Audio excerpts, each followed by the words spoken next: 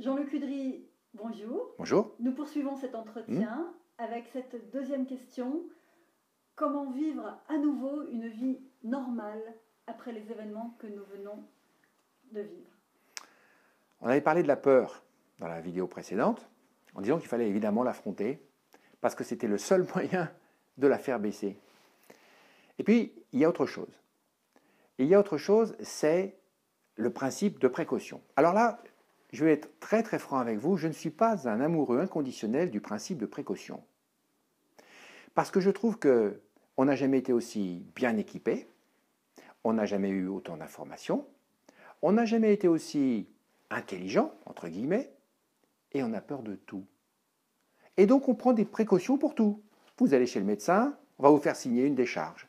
Vous allez, faire jouer votre enfant sur un terrain de basket et on va vous demander une décharge en début d'année. Bref, on a tellement peur de tout qu'on est paralysé.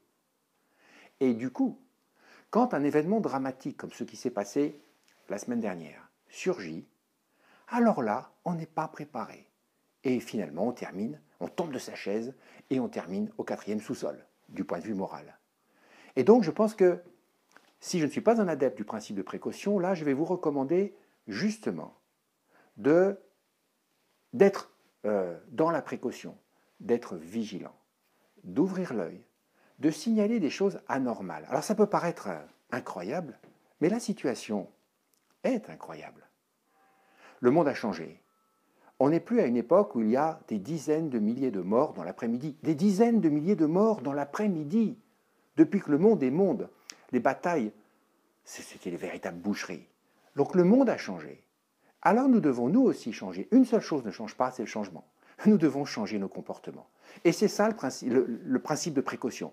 C'est être vigilant, ouvrir l'œil et le bon. Signaler quelque chose d'anormal. Ce n'est pas de faire de la délation.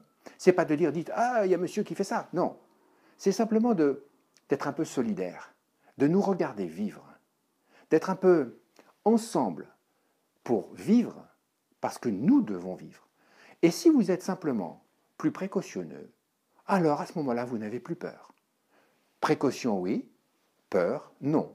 Vigilance, oui. Peur, non.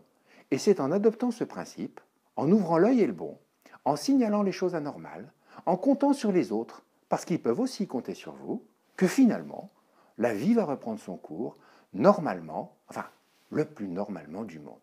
Retenez bien ce principe. Précaution, oui. Pas d'excès de précaution. Pas pour les choses futiles, pour les choses qui en valent la peine. Et peur, non. Dans la prochaine vidéo, nous allons revoir un troisième point qui va vous... Oui, allez-y. Si vous voulez bien, je vous propose la question suivante. Oui.